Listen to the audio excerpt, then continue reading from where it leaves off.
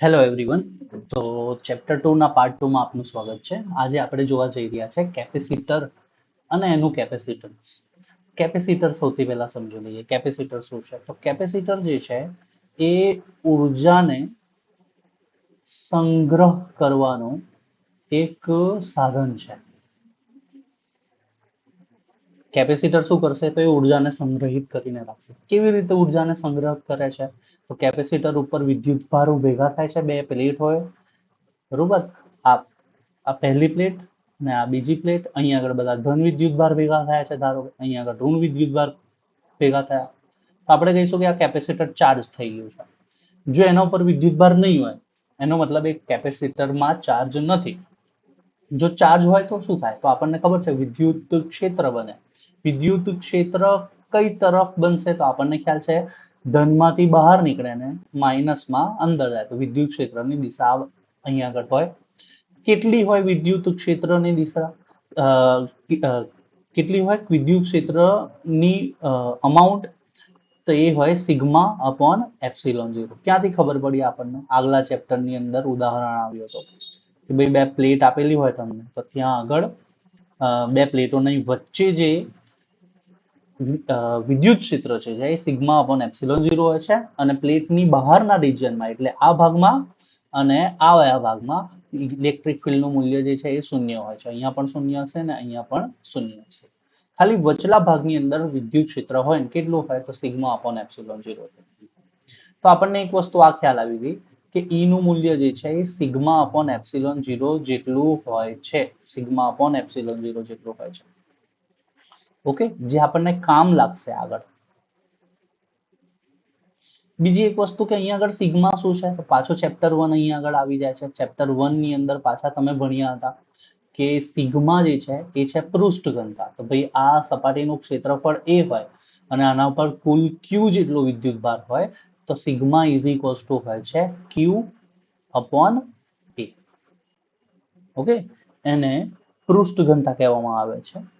હવે આ ક્યુ નું મૂલ્ય આપણને ભવિષ્યમાં કામ લાગનારો છે, તો એને પણ કાઢી લઈએ. તો ક્યુ નું મૂલ્ય કેટલું થાય? એ સામે જતો રહેશે, તો સિગ્મા ઇન્ટુ એ. તો આ વસ્તુઓ ધ્યાન રાખજો તમે. એક તો ક્યુ નું મૂલ્ય આપણને યુઝફુલ થવાનું છે, અને આ મૂલ્ય જે છે is equals to sigma upon epsilon 0 આ યુઝફુલ થવાનો છે. તો કેપેસિટર પર પાછા આવીએ. એ ઉર્જાને સંગ્રહ કરવાનું એક સાધન છે. ઉર્જાનો સંગ્રહ કયા સ્વરૂપમાં કરે છે? તો વિદ્યુત ક્ષેત્રના સ્વરૂપમાં ઉર્જાનો સંગ્રહ કરે છે. હવે વિદ્યુત ક્ષેત્ર કેમ ઉત્પન્ન થાય છે? તો કેપેસિટરની જે વાહક પ્લેટો હોય છે એના ઉપર વિદ્યુત ભાર ભેગો થશે. હવે જેટલો વિદ્યુત ભાર વધારે હશે એટલું વિદ્યુત ક્ષેત્ર વધારે હશે. જેટલું વિદ્યુત ક્ષેત્ર વધારે બનશે એમ ઉર્જાનો સંગ્રહ વધારે થશે. તો આને આ ઉર્જાનો સંગ્રહ કરવાની જે એબિલિટી છે, જે ક્ષમતા છે, એ ક્ષમતાને કેપેસિટન્સ કહેવામાં આવે છે. કેપેસિટન્સ એટલે શું? તો ભાઈ કોઈ કેપેસિટરની ઉર્જાને તેમાં સ્ટોર થતી સ્થિતિ ઉર્જાને અથવા તો ઉર્જાને સંગ્રહ કરવાની જે ક્ષમતા છે એને તે કેપેસિટરનો કેપેસિટન્સ કહેવામાં આવે છે. તો આપણે અહીંયા આગળ કેપેસિટન્સનું મૂલ્ય અને સૂત્ર શોધવાનું છે. હવે આ કેપેસિટન્સ શાના ઉપર આધાર રાખશે એ આપણે અહીંયા આગળ સમજી લઈએ. ચાલો, તો આપણને ઓલરેડી ખ્યાલ છે. ધારો કે હું એક કવચ લઉં છું, આ ગોળ કવચ, આના ઉપર વિદ્યુત ભાર કેપિટલ ક્યુ જેટલું છે. તો આ બિંદુએ આના ઉપર અલગ અલગ વિદ્યુત ભાર છે. આ બિંદુએ જે સ્થિતિમાન હશે વી, એનું મૂલ્ય શાના ઉપર આધાર રાખે? તો વી નું સૂત્ર આપણે ભણી ગયા. વી ઇઝ ઇક્વલ્સ ટુ કે ક્યુ અપોન આર. અહીં આગળ આર પણ અચળ છે, કારણ કે કેન્દ્રથી બધા માટે જે દિશા થવાનું અંતર થવાનું છે એ તો સરખું જ થવાનું છે, અને કે તો જન્મથી જ અચળ છે. એટલે આપણે કહી શકીએ ક્યુ અને વી એકબીજાને સમચલે છે. ક્યુ ઇઝ ડાયરેક્ટલી પ્રપોઝનલ ટુ વી. જ્યારે પણ આ સમચલનની નિશાની ક્યુ ઇઝ ડાયરેક્ટલી પ્રપોઝનલ ટુ વી, આ સમચલનની નિશાની આપણે કાઢવી હોય તો આપણે કોઈ ના કોઈ અચળાંક મૂકવો પડે, અને અહીંયા જે અચળાંક મૂકવો પડે છે એને આપણે સી કહીએ છીએ. આ જે સી છે એ સી જ કેપેસિટરનો શું છે ભાઈ? કેપેસિટન્સ છે. ઓકે, સો સી નું મૂલ્ય કેટલું થાય? તો ક્યુ અપોન વી જેટલું થાય. આ કેપેસિટન્સ નું સૂત્ર થઈ ગયું. ઓકે, આ જનરલ સૂત્ર છે, બધા જ કેપેસિટરની અંદર વપરાય. ઓકે, સમાંતર પ્લેટ કેપેસિટર માટે આપણે અલગથી સૂત્ર એ તારવીશું. ઠીક છે. હવે આને માપવાનો એકમ શું? તો કેપેસિટન્સને ફેરાડમાં મપાય છે. ઓકે, માઇકલ ફેરાડેના નામ ઉપરથી રાખવામાં આવેલું છે. અને એક ફેરાડ એટલે કેટલું થાય? તો એક ફેરાડ મતલબ 1 કુલમ ભાગ્યા 1 વોલ્ટ જેટલું થાય. ઓકે, આ એક ફેરાડની ડેફિનેશન થઈ ગઈ. હવે આ ફેરાડ જે છે, ધ્યાનથી સમજજો, આ ફેરાડ એક ખૂબ મોટો એકમ છે. ઓકે, એટલો મોટો એકમ છે કે આપણે ડેલી લાઈફની અંદર ફેરાડ તો વાપરતા જ નથી. આપણે કેટલું વાપરીએ છીએ? તો માઇક્રો ફેરાડ વાપરીએ છીએ, પિકો ફેરાડ વાપરીએ છીએ. ઓકે, આવા કેપેસિટરનો ઉપયોગ કરીએ છીએ આપણે. માઇક્રો એટલે તમને ખ્યાલ છે 10⁻⁶ થાય. ઓકે, સો આ થઈ ગયું આપણું કેપેસિટન્સ વિશે. હવે શું કરીએ આપણે? હવે સમાંતર પ્લેટ કેપેસિટર માટે સૂત્ર તારવી દઈએ. સમાંતર પ્લેટ કેપેસિટર માટે જે કેપેસિટન્સનું સૂત્ર છે, સી નું સૂત્ર, એ છે ε0 A/d. ઓકે, તો આ સૂત્ર કેવી રીતે આવે છે એ આપણે સમજી લઈએ. ઓકે, ના આ થિયરીના બધી જ બાબતો છે એ ધ્યાન રાખજો. કેમ? જો તમને ખાલી સમજાવી દઉં, તમને કહી દઉં, જો આ લિસ્ટ જોઈ લો ખાલી. આ લિસ્ટમાં જોશો પહેલો પ્રશ્ન શું છે કે ભાઈ સમાંતર પ્લેટ કેપેસિટર માટે કેપેસિટન્સનું સૂત્ર તારવું. થઈ ગયું. પછી શું છે? કેપેસિટરની પ્લેટ વચ્ચે ડાઇલેક્ટ્રિક ભરતા, એટલે તમે બે કેપેસિટર વચ્ચે કોઈ એક ડાઇલેક્ટ્રિક મૂકી દો તો શું અસર થશે, શામાં ફરક પડશે ને કેટલો ફરક પડશે, એનું સૂત્ર તારવું. બરોબર. એના પછી સમાંતર પ્લેટ કેપેસિટન્સ નું સૂત્ર તારવો. જો આ કેટલી બધી વખત પૂછાયેલું છે. સમાંતર પ્લેટ કેપેસિટર પરનો એક દાખલો આપેલો છે તમને, એ હું તમને સમજાવી દઉં કયો દાખલો છે. ઓકે, બુકમાંથી જ એક દાખલો આપેલો છે, બુકનું ઉદાહરણ જે છે એ આપણને પૂછેલું છે. ઓકે, તો આટલી વસ્તુ ખ્યાલ આવી ગઈ આપણને કેપેસિટન્સ વિશે. હવે સમાંતર પ્લેટ કેપેસિટર જે છે એની અંદર હોય શું? તો સમાંતર પ્લેટ કેપેસિટરમાં બે કેપેસિટર સોરી સમાંતર પ્લેટ કેપેસિટરમાં આપણને બે પ્લેટ આપેલી હોય છે અને બે પ્લેટ ઉપર વિદ્યુત ભાર જે છે એ ગોઠવાશે અને એ વિદ્યુત ભારના લીધે આપણને વિદ્યુત ક્ષેત્ર બનેલું જોવા મળશે. ઓકે, સો આનું સૂત્ર આપણે તારવવું છે. તો આપણને અત્યારે જ જોયા આપણે ક્યુ નું સૂત્ર જે આપણને મળ્યું હતું એ ક્યુ ઇઝ ઇક્વલ્સ ટુ સીવી મળ્યું હતું, કેપેસિટન્સ ઇન્ટુ વી. અને સી નું સૂત્ર જે છે એ મળ્યું હતું આપણને ક્યુ અપોન વી. ચલો, આની અંદર તો કોઈ ઇસ્યુ આપણને છે નહીં. ઓકે, બીજું એક સૂત્ર, આ બે હવે આ બંનેનો ઉપયોગ થશે આને સોલ્વ કરવા માટે. કેપેસિટર સમાંતર પ્લેટ કેપેસિટરની થિયરીને સોલ્વ કરવા માટે એક વસ્તુ પાછી સમજી લો. ઓકે, આ જે એક સૂત્ર છે, ઓકે, આ બંનેનું રિલેશન, આનો પાછો ઉપયોગ થશે. ઓકે, તો ઈ નો સૂત્ર જે હોય છે એ કેટલો હોય છે? તો V/L જેટલો હોય છે. આ ધ્યાન રાખજો, જ્યાં L જે છે એ અંતર છે અથવા તો લંબાઈ છે. આપણા કેસની અંદર ધારો કે આ બે પ્લેટ છે, આ બે પ્લેટ વચ્ચેનું અંતર આપણે ધારી લઈએ કે સ્મોલ ડી છે. ઓકે, તો E is equals two V/L હતું. તો આ L ની જગ્યાએ હું શું મૂકીશ? તો L ની જગ્યાએ મારે D મૂકવું પડશે. તો E is equals two V/D થાય. અને V નું મૂલ્ય કેટલું થાય કે ભાઈ E ઇન્ટુ D જેટલું થાય. જ્યાં D શું છે? તો કે બે પ્લેટો વચ્ચેનું અંતર છે ભાઈ. ઓકે, હવે આપણે આ સૂત્ર ઉપરથી આ સૂત્ર ઉપર જવું છે. તો એના સ્ટેપ બહુ જ ઈઝી છે. આ ધ્યાન રાખજો, આપણને આ ત્રણ વસ્તુઓ ખબર હોવી જોઈએ. એક તો V is equals two ED ખબર હોવું જોઈએ. બીજું શું ખબર હોવું જોઈએ? તો E is equals two Q upon sigma upon epsilon 0 ખબર હોવી જોઈએ. અને ત્રીજી કઈ વસ્તુ ખબર હોવી જોઈએ? તો Q is equals to sigma into A. આ ક્યાંથી આવ્યું? આ આગલા ચેપ્ટર ઉપરથી આવ્યું, આ પણ આગલા ચેપ્ટર ઉપરથી આવ્યું, અને આ જ ચેપ્ટરની એક થિયરી હતી. ઓકે, તો હવે આપણે અહીંયા આગળ વેલ્યુ મૂકી દઈએ કે ભાઈ Q નું મૂલ્ય કેટલું થાય છે? તો ભાઈ સિગ્મા ઇન્ટુ A જેટલું થાય છે Q નું મૂલ્ય. V નું મૂલ્ય કેટલું થાય છે? V નું મૂલ્ય થાય છે ભાઈ E ઇન્ટુ D જેટલું થાય છે. બરોબર, અહીંયાથી Q નું મૂલ્ય પણ મૂકી દીધું આપણે, અને અહીંયા આગળથી v નું મૂલ્ય પણ મૂકવું, બરોબર. તો આપણો સૂત્ર આ બની ગયો. ઓકે, એને આગળ કેવી રીતે સોલ્વ કરીએ? તો એને સોલ્વ કરવા માટે ઈ નું મૂલ્ય મૂકવું પડે. મને કહો ઈ નું મૂલ્ય શું છે? તો ઈ નું મૂલ્ય છે સિગ્મા અપોન એપ્સિલોન 0. એ મૂકી દઈએ, sigma upon epsilon 0 into D. તો આ સિગ્મા અને સિગ્મા જે છે એ કટ ડાઉન થઈ જશે. તો આપણે છેદના છેદમાં વધે છે એપ્સિલોન 0. તો આપણને અહીં આગળ મળી જશે એપ્સિલોન 0 એ અપોન ડી. બરોબર. જો સૂત્ર મળી ગયું આપણને, C is equals two epsilon 0 A upon D. આ શાનું સૂત્ર છે? તો આ સમાંતર પ્લેટ કેપેસિટરનું સૂત્ર છે. ઓકે, તો સમાંતર પ્લેટ માટે કેપેસિટર કેટલું, કેપેસિટન્સ કેટલું હોય? તો C is equals to sigma epsilon 0, C is equals two epsilon 0 A upon D આટલું હોય. હવે જનરલી અત્યારે આ જે કેપેસિટર છે એની વચ્ચે આપણે કંઈ પણ રાખેલું નથી. ઓકે, આ જ ચેપ્ટરમાં આપણે ડાઇલેક્ટ્રિકની એક થિયરી ભણ્યા હતા કે ડાઇલેક્ટ્રિક ને જો હું કોઈ વિદ્યુત ક્ષેત્રમાં મૂકું, અહીંયા આગળ વિદ્યુત ક્ષેત્રની અંદર મેં કોઈ એક ડાઇલેક્ટ્રિક નો એક ટુકડો જે છે, એક સ્લેબ જે છે એ મેં અહીંયા ગોઠવી દીધો, આ બે પ્લેટો વચ્ચે ગોઠવ્યું છે. ઓકે, તો અહીં આગળ આપણે એક ડાઇલેક્ટ્રિક ને ગોઠવી દીધું. ચાલો, કેટલો ડાઇલેક્ટ્રિક ગોઠવીશું? તો જેટલું અંતર છે એટલો આપણે ડાઇલેક્ટ્રિક અહીંયા ગોઠવી દઈશું.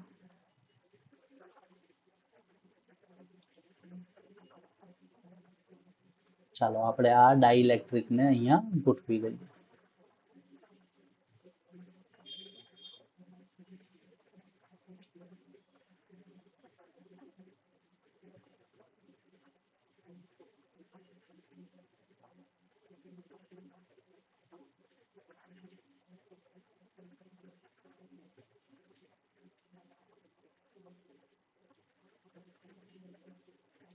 ઓકે, સો આપણે આ ડાઇલેક્ટ્રિક ને અહીંયા વચ્ચે ગોઠવી દીધું. ચાલો, હવે આ ડાઇલેક્ટ્રિક ના લીધે આમાં કેટલો ફરક પડશે એ આપણે સમજવાનું છે. ભાઈ આના કેપેસિટન્સમાં કેટલો ફરક પડે એ ધ્યાન રાખવાનું છે. તો ડાઇલેક્ટ્રિકની ખાસિયત શું? તો આપણે એ એટલું સમજ્યા હતા કે આ ધારો કે વિદ્યુત ક્ષેત્ર છે ને, હું અહીંયા વચ્ચે ડાઇલેક્ટ્રિક મૂકું તો ડાઇલેક્ટ્રિકમાં એક વિરુદ્ધ દિશામાં વિદ્યુત ક્ષેત્ર ઉત્પન્ન થઈ જાય છે. એટલે આ બહારનું વિદ્યુત ક્ષેત્ર, તો ડાઇલેક્ટ્રિકની અંદર એક ઊંધું વિદ્યુત ક્ષેત્ર ઉત્પન્ન થશે. આનાથી થાય શું? તો આનાથી કુલ વિદ્યુત ક્ષેત્રમાં ઘટાડો થાય છે. એટલે ટોટલ વિદ્યુત ક્ષેત્ર જે છે એ ઓછું થઈ જાય છે. કેટલું ઓછું થઈ જાય? બરોબર. તો યાદ રાખજો, આ ડાઇલેક્ટ્રિકનું જે ડાઇલેક્ટ્રિક અચળાંક છે એટલામાં ભાગનો થઈ જાય. બરોબર. તો ધારો કે પહેલા વિદ્યુત ક્ષેત્ર હતું E0 અને તમે અહીંયા આગળ એક ડાઇલેક્ટ્રિક મૂક્યો. બધા જ ડાઇલેક્ટ્રિકનો ડાઇલેક્ટ્રિક અચળાંક જે છે એ અલગ અલગ હોય છે. આ જે કંઈ પણ મટીરિયલ આપણે વાપર્યો છે એનો ડાઇલેક્ટ્રિક અચળાંક તમને આપેલો હશે. તો એ મટીરિયલનો ડાઇલેક્ટ્રિક અચળાંક જેટલો હશે એટલામાં ભાગનો થઈ જશે કુલ વિદ્યુત ક્ષેત્ર. એટલે પહેલા જે વિદ્યુત ક્ષેત્ર અહીં આગળ આ વિદ્યુત ક્ષેત્ર E હતો એ હવે E નહીં હોય, એ હશે E ના ભાગમાં K જેટલો. આટલો ફરક પડે, અહીંયા સુધી ફરક પડે. ચલો, આટલું ક્લિયર? અહીંયા સુધી આટલો ફરક પડે કે પહેલા જે અહીંયા આપણને વિદ્યુત ક્ષેત્ર E મળતો હતો એ હવે E નથી, પણ E ના છેદમાં K છે, અથવા તો E0 ધાર્યું હોય તો E0 ના છેદમાં K છે.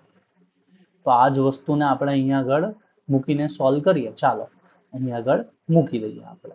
તો સિગ્મા A અપોન E ના છેદમાં K ઇન્ટુ ડી આટલું થઈ જાય. આ K ઓલરેડી શામાં છે? તો ભાઈ છેદમાં છે, છેદના છેદમાં છે, તો ઉપર જતો રહેવાનો છે. તો આ થઈ જશે આપણું સિગ્મા A અપોન, અહીંયા આગળ K ઉપર આવશે, E ઇન્ટુ ડી. E નું મૂલ્ય જે છે એ પાછું આપણે અહીંયા આગળ આવી જઈએ કે E નું મૂલ્ય કેટલું હોય? ભાઈ સિગ્મા અપોન એપ્સિલોન 0. તો હું અહીંયા આગળ આ E ને કાઢી નાખીશ, E ની જગ્યાએ શું મૂકી દઈશ? તો કે ભાઈ સિગ્મા અપોન એપ્સિલોન 0 મૂકી દઈશ. અહીંયા મૂકી દીધું મેં, સિગ્મા અપોન એપ્સિલોન 0. તો આ એપ્સિલોન 0 ક્યાં આવી ગયું ભાઈ? છેદના છેદમાં. જે કંઈ પણ વસ્તુ છેદના છેદમાં હોય એ ઉપર પાછી જતી રહે. આ સિગ્મા સિગ્મા કેન્સલ થઈ ગયું. તો ઉપર ત્રણ વસ્તુ રહી. કઈ કઈ ત્રણ વસ્તુઓ? તો કે ડાઇલેક્ટ્રિક અચળાંક, એપ્સિલોન 0 એ અને ભાગ્યા ડી. મને કહો જ્યારે ડાઇલેક્ટ્રિક નહોતો ત્યારે કેપેસિટન્સ જે છે ઓકે એ કેટલો હતો તો કે ભાઈ એપ્સિલોન 0 એ અપોન ડી જેટલો હતો, આ જૂનો વગર કેપેસિટન્સ. તો નવો જે છે એ જૂના કરતા કેટલો ઘણો થયો તો આ જુઓ એપ્સિલોન 0 એ અપોન ડી તો પહેલા જે હતો એને એ જ છે. તો શું હું આવું કહી શકું કે ભાઈ નવો જે કેપેસિટન્સ છે એ જૂનો જે કેપેસિટન્સ હતો એના કરતા કેટલો ઘણો થઈ ગયો તો ભાઈ કે ઘણો થઈ ગયો. ઓકે, તો આ થિયરી અહીંયા સુધી આપણે તારવવાની હોય છે. ઓકે, હવે જ્યારે પણ ડાઇલેક્ટ્રિક મૂકીએ આપણે અને બેટરી જોડેલી ના હોય ત્યારે આ જે વિદ્યુત ક્ષેત્ર છે એ કેમાં ભાગનું થઈ જાય, સ્થિતિમાન V0 અપોન કે ના ભાગનો થઈ જાય અને કેપેસિટન્સ જે છે એ કે ગણો થઈ જાય. આ ત્રણ વસ્તુઓ ધ્યાન રાખવાની છે. ઓકે, અને ડાઇલેક્ટ્રિક મૂક્યો હોય અને બેટરી કનેક્ટેડ હોય તો આપણને ખ્યાલ છે બેટરી પોતાને પાસે પાછી પોતાનું વિદ્યુત સ્થિતિમાનનો તફાવત હોય છે. તો એ વિદ્યુત સ્થિતિમાન જે છે એ આપતો રહેશે કેપેસિટરને. તો વી જ્યારે બેટરી વગર અહીંયા V0 અપોન કે થઈ જતું હતું સ્થિતિમાન એ હવે V0 અપોન કે નહીં થાય, V0 નું V0 જેટલું જ રહી જશે. તો બદલાવ તો પડે કંઈ ના કંઈ. તો અહીંયા આગળ શું બદલાશે તો અહીંયા વિદ્યુત ભાર હવે બદલાઈ જશે. પહેલા અહીંયા આગળ વિદ્યુત ભાર અચળ રહેતા હતા જ્યારે બેટરી ડિસ્કનેક્ટ હતી ત્યારે. જ્યારે બેટરી કનેક્ટ અને પહેલા બેટરી જે ડિસ્કનેક્ટ હતી ત્યારે વિદ્યુત ભાર અચળ રહેતો હતો અને સ્થિતિમાન V0 અપોન કે માં ભાગનો થઈ જતો હતો. પણ જ્યારે બેટરી કનેક્ટ કરીએ તો હવે V0 અચળ રહેશે અને વિદ્યુત ભાર જે છે આપણને ખ્યાલ છે બેટરી જે છે નવો વિદ્યુત ભાર આપશે એના ઉપર. તો એટલા માટે અહીંયા આગળ જે વિદ્યુત ભાર જે છે એ કે ઘણો થઈ જશે, ભાગમણો નહીં થાય. ઓકે, જે વસ્તુઓ અહીંયા ઓછી કઈ વસ્તુ થાય છે તો ભાઈ સ્થિતિમાન ઓછો થશે. અહીંયા આગળ સ્થિતિમાન અચળ રહે છે તો વિદ્યુત ભાર જે છે એ વધશે ને કેટલો થઈ જશે તો કે ભાઈ કે ઘણો થઈ જશે.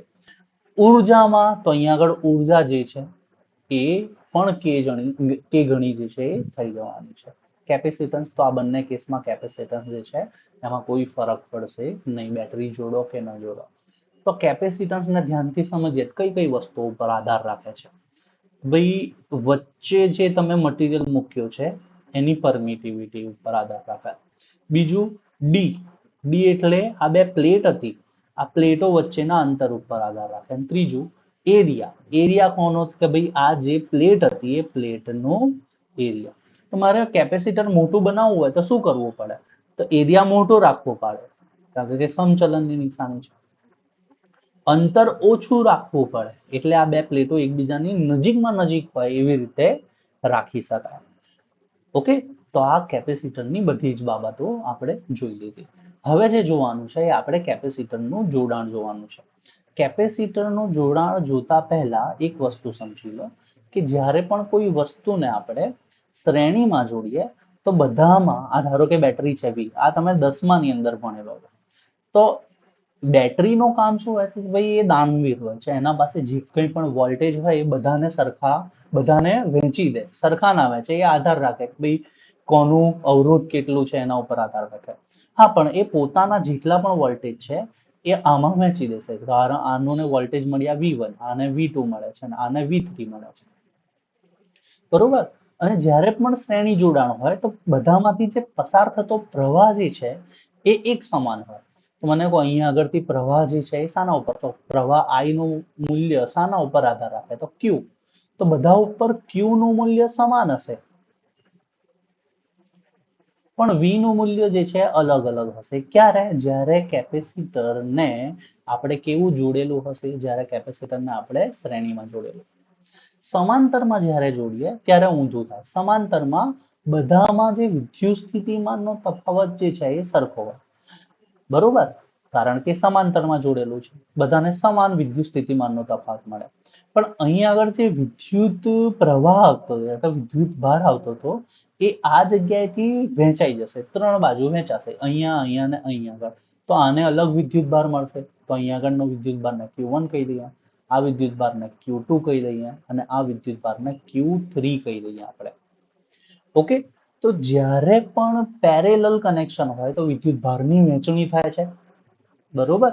અને જ્યારે પણ સિરીઝ એટલે શ્રેણી જોડાણ હોય છે ત્યારે વિદ્યુત સ્થિતિમાનના તફાવતની વહેંચણી થાય છે.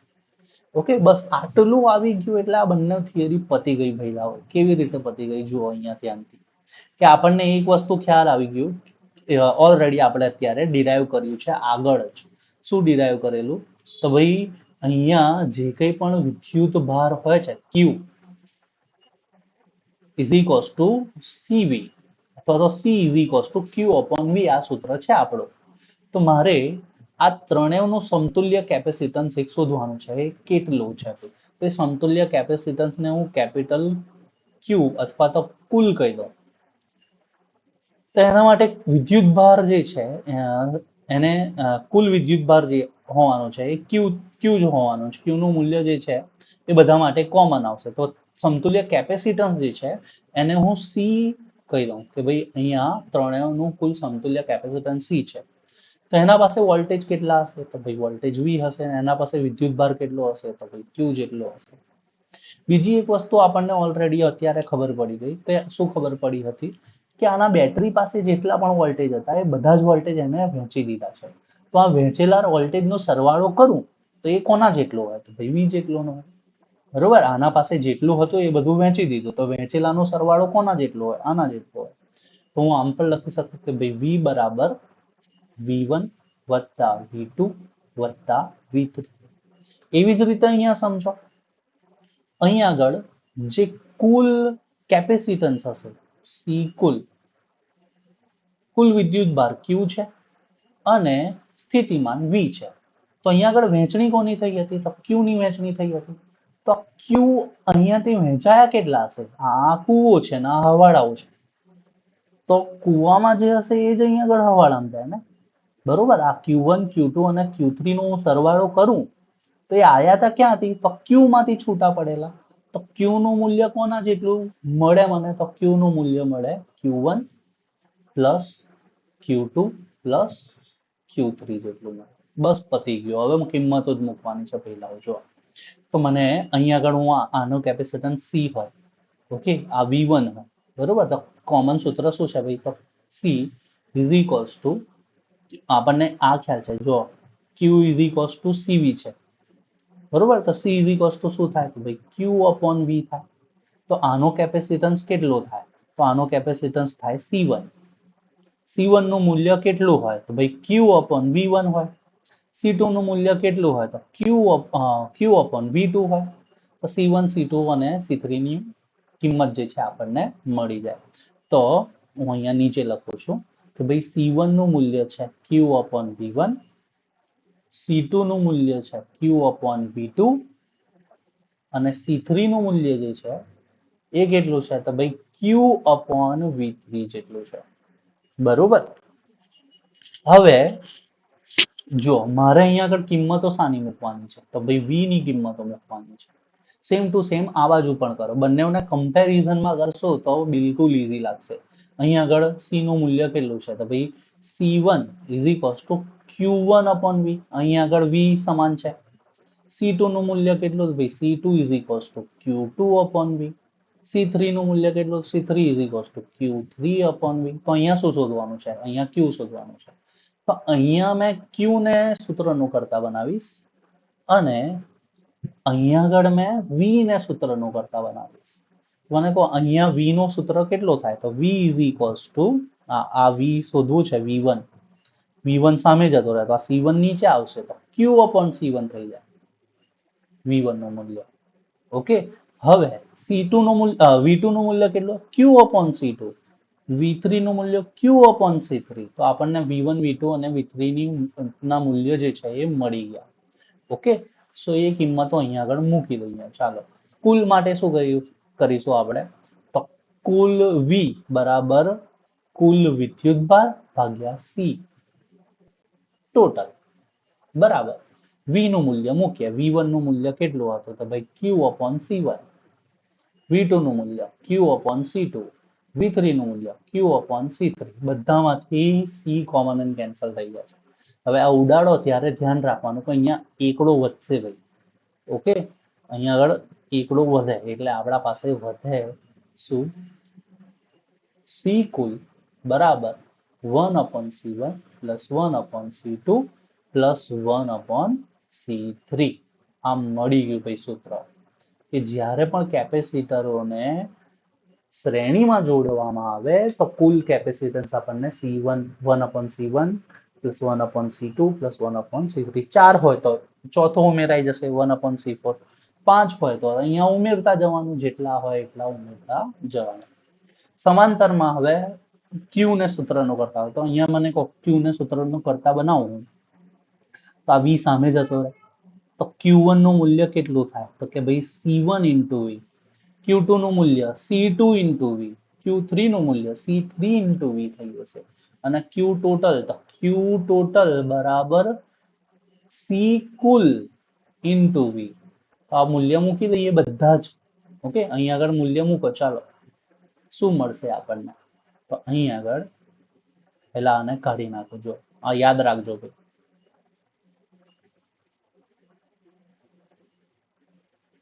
અહીં આગળ આપણને મળશે સી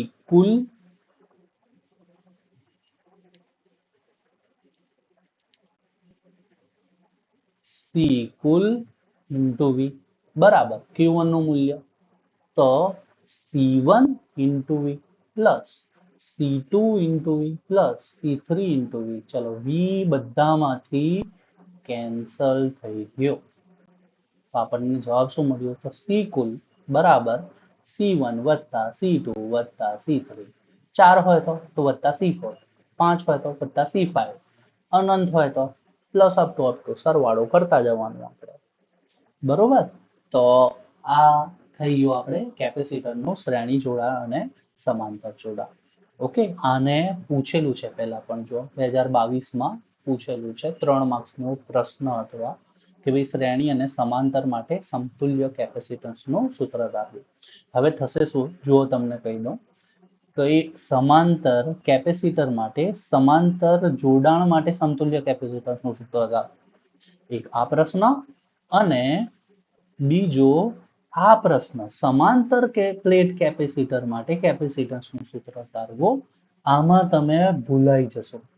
હવે બહુ જણા મેં એવા જોયા છે કે જ્યાં સમાંતર પ્લેટ કેપેસિટર હોય તો સમાંતર જોડાણ લખે અને સમાંતર જોડાણ પૂછેલું હોય તો સમાંતર પ્લેટ લખે. ઓકે, તો આ ધ્યાન રાખવાનું છે, આ વિદ્યાર્થીઓની ભૂલ થાય છે આટલી. ઓકે, હવે આપણો છેલ્લો ટોપિક છે આ, એ છે કેપેસિટરમાં સંગ્રહિત થતી ઉર્જા. ઓકે, તો આપણને ખ્યાલ છે કે કેપેસિટર જે છે એ ઉર્જાનો સંગ્રહ કરે છે. તો કેટલી ઉર્જાનો સંગ્રહ કરશે એ મારે શોધવું છે. કેવી રીતે શોધીશું તો એ શોધવા માટે આપણે પાછા આવી જઈએ અહીંયા આગળ. જો ઓકે, તો આપણને ઓલરેડી ખ્યાલ છે કે જો કોઈ કેપેસિટર હોય અને વચ્ચે મેં ડાઇલેક્ટ્રિક ના મૂકેલો હોય તો એનો કેપેસિટન્સનું સૂત્ર જે કોમન સૂત્ર જે છે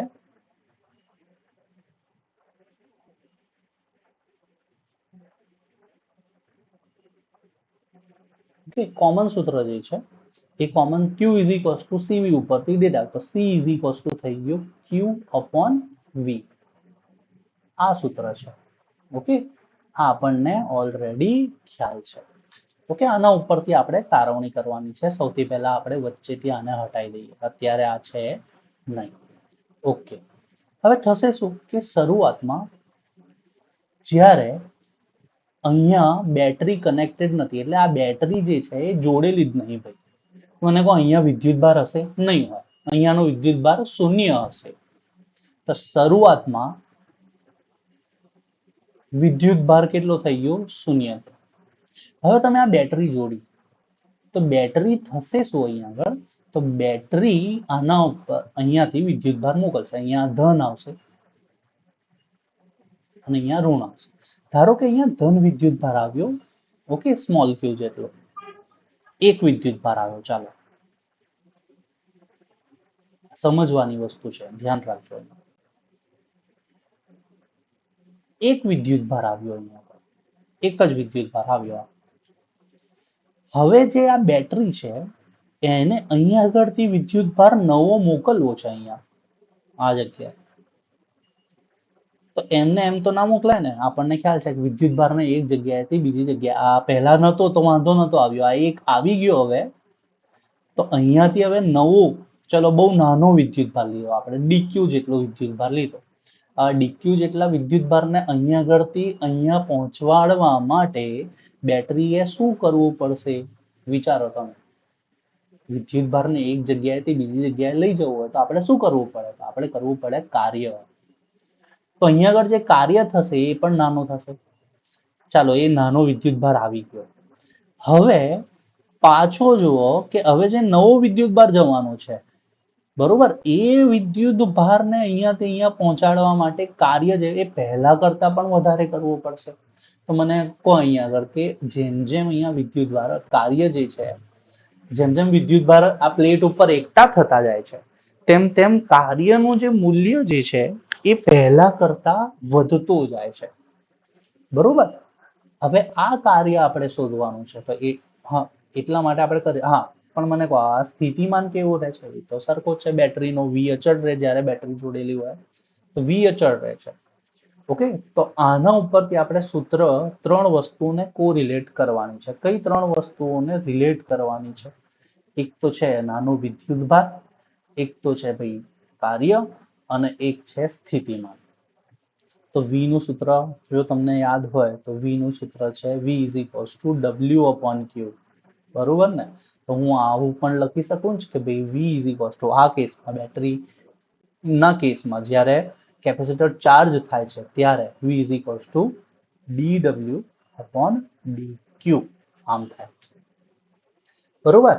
તો આના ઉપરથી આપણે કાર્ય શોધીશું. આપણને ખ્યાલ છે જેટલું કાર્ય થવાનું છે આ બેટરી દ્વારા, એટલી જ ઉર્જા જે છે એ સંગ્રહ થવાની છે. જ્યારે પણ સંગ્રહિત થતી ઉર્જા પૂછે એટલે આપણે કાર્ય શોધવાનું. તો ચાલો અહીંયા dw ને સૂત્રનો કરતા બનાવીએ. તો dw નું સૂત્ર કેટલું થઈ જાય? તો v into dq જેટલું થઈ જશે ભાઈ. ઓકે, મારે હવે અહીંયા આગળ નાના નાના બધા જ કાર્યને ભેગા કરવા પડશે. ઓકે, તો એના માટે શું કરવું પડે કે ભાઈ સંકલન કરવું પડે. મેં બંને બાજુ સંકલન કરેલું. અહીંયા સંકલનનું મૂલ્ય કેટલું? શરૂઆતમાં કેટલું કરવું પડતું હતું? ભાઈ 0. પછી એન્ડમાં કેટલું કર્યું? તો બધું જ કરી નાખ્યું, એટલે W લખી દઈએ આપણે. શરૂઆતમાં કેટલો વિદ્યુત ભાર હતો? 0.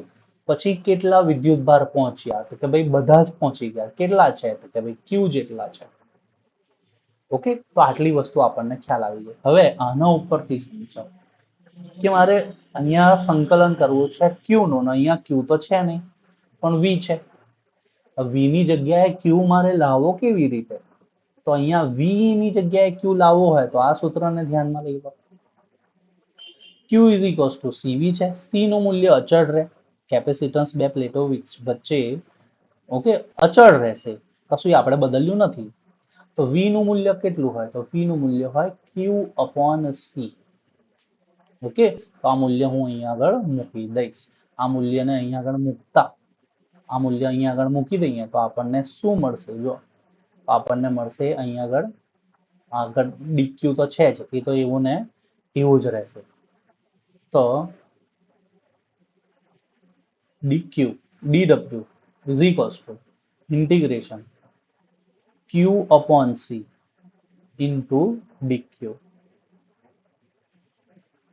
ઓકે, હવે C અચળાંક છે એ બહાર આવી જશે, તો આપણા પાસે વધશે શું? આ dw નું સંકલન કરીશું તો એ w જેટલું થાય, 1/C અહીંયા રહ્યું, અને ઇન્ટિગ્રેશનમાં Q into dq થઈ ગયું. Q નું સંકલન કેટલું થાય? તો Q નું સંકલન થાય ભાઈ Q into dq નો જવાબ આવે Q²/2. જે કંઈ પણ ઘાત હોય, Q ની ઘાત હમણાં 1 છે, તો એક ઘાત વધી થાય તો એકમાં એક વધે એટલે 2 થાય, ને વધેલી ઘાત ભાગાકારમાં આવે. ઓકે, સંકલન આટલું થાય. Q into dq નું સંકલન કેટલું થાય? તો અત્યારે Q ની ઘાત કેટલી છે? તો ભાઈ 1 છે, તો એક ઘાત વધી જશે, તો 1 ને 1 વધશે, અને જે વધેલી ઘાતો છે એ નીચે આવશે, Q²/2 થાય. એ મૂલ્ય આપણે અહીંયા આગળ સબસ્ટિટ્યુટ કરી દઈએ. ચાલો, ઓકે, તો અહીંયા આગળથી આપણને જવાબ મળી જશે. હવે જો છે કેટલું, અહીંયા આગળ પહોંચ્યા આપણે કે ભાઈ W is equals to 1/C અને આનો જવાબ આવી ગયો આપણો Q²/2. અહીંયા 0 થી Q. હવે આ સંકલનની વેલ્યુ મૂકી દઈએ આપણે, એટલે આપણો જવાબ આવી જશે Q²/2c. આટલું કાર્ય કરવું પડે. જેટલું કાર્ય કરવું પડે એટલી જ ઉર્જા જે છે એ સંગ્રહિત થાય. એટલે સંગ્રહ પામતી ઉર્જા કેટલી હોય? તો સંગ્રહ પામતી ઉર્જા હોય Q²/2c. ચાલો જોઈ લો, અહીંયા આગળ મળી ગયો આપણને. Okay, Q²/2c. હવે આ જે છે એ આ જ આપણા જે કંઈ પણ સમીકરણો છે એ સિમ્પ્લિફાય કરેલા છે. જો શું કરીશું, ભાઈ Q નું મૂલ્ય CV મૂકી દઈશ તો એ થઈ જશે C²V²/2c. C એક વખત કેન્સલ થઈ જશે. C કેન્સલ થઈ ગયું તો વધ્યું શું? 1/2 CV². તો આ જ સૂત્રનું આ બીજું સ્વરૂપ છે. Q ઇન્ટુ V માટે શું કરવું પડશે? Q ઇન્ટુ અહીંયા આગળ મૂકી દો ભાઈ. C નું મૂલ્ય કેટલું થાય? Q is equals to CV છે તો C નું મૂલ્ય Q/V થાય ભાઈ. ઓકે, તો Q²/2c માં C ની જગ્યાએ Q/V મૂકી દો તો એક Q કેન્સલ થઈ જશે તો વધ્યું શું? તો 1/2 Q ઇન્ટુ V વધ્યું. ઓકે, તો આ એક જ સમીકરણના અલગ અલગ સ્વરૂપ છે, બીજું કાંઈ નથી. ઓકે, હવે સમાંતર પ્લેટ કેપેસિટર માટે એકમ કદ દીઠ આ U જે છે, આપણે ઉર્જા આ સૂત્ર જે છે એ તારવવાનું છે. તો એના માટે આપણે શું કરીશું? તો આપણા પાસે એક સૂત્ર છે 1/2 Q ઇન્ટુ V. હવે આપણને ખ્યાલ છે Q is equals two C into V થાય, અથવા તો આપણે ડાયરેક્ટ આ પણ લઈ શકીએ છીએ અને આ પણ લઈ શકીએ છીએ. કોઈ પણ સૂત્રનો ઉપયોગ કરી શકીએ છીએ. મુદ્દે આપણે આ સૂત્રની અંદર C લાવવાનો છે. ઓકે, કારણ કે C નું સમાંતર પ્લેટ કેપેસિટર માટે C નું મૂલ્ય જે છે આપણને ખ્યાલ છે ε0A/d આટલું મૂલ્ય છે. ઓકે, હવે મૂકી દઈએ મૂલ્ય અહીંયા આગળ. તો ઇઝ ઇક્વલ્સ ટુ 1/2 C નું મૂલ્ય ε0A/d. ઓકે, હવે આ જે V નું મૂલ્ય છે એ V નું મૂલ્ય આપણે અહીંયા આગળથી લેવાનું છે. બરોબર, આ E/V આપણને ખ્યાલ છે એ કેસમાં V/d હતું.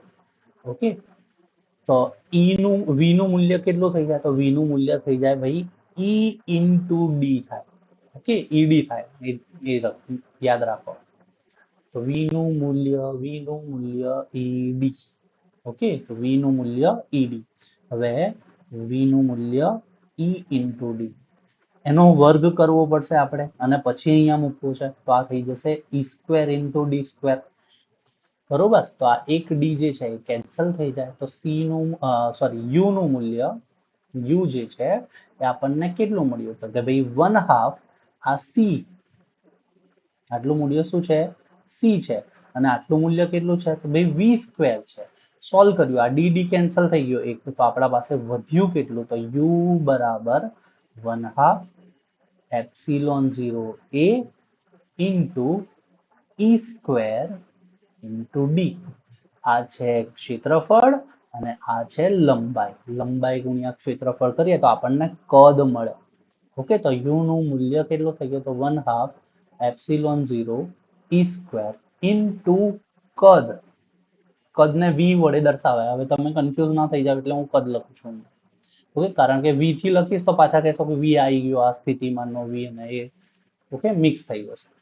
આ કદ અને ભાગાકારમાં લઈ જાઓ તો U/ કદ જે છે, U/કદ, આને સ્મોલ u કહેવાય. સ્મોલ u એટલે શું? એકમ કદ દીઠ સંગ્રહિત ઉર્જા, એને સ્મોલ u કહેવાય. એનું મૂલ્ય કેટલું મળ્યું? તો 1/2 ε0 ઇન્ટુ E². આટલું મૂલ્ય આપણને મળ્યું જો.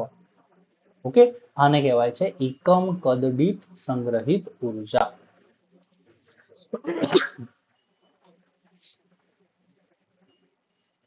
તો આના આધારિત આપણને આટલા પ્રશ્નો પણ આપેલા છે. જો 2 માર્ક્સમાં પૂછેલું છે પહેલા પણ, કેપેસિટરમાં સંગ્રહિત ઉર્જાનું સૂત્ર U is equals two Q²/2c જે છે એનું મૂલ્ય તારવવાનું છે. ઓકે, થેન્ક યુ જોવા માટે વિડીયો. જે પણ લોકોએ વિડીયો જોયો છે આખો ઓકે, એમને થેન્ક્સ. બોર્ડની પરીક્ષામાં ફિઝિક્સમાં પાસ થવું સૌથી સહેલું છે. સૌથી સહેલો ભાગ જે છે એ ફિઝિક્સ છે. તમે તમારું મગજ જે છે એ તમને એવું ફિઝિક્સને અઘરો બનાવે છે. ફિઝિક્સ જે છે એ અઘરો નથી, એ ખૂબ જ સહેલો વિષય છે. Thank you so much.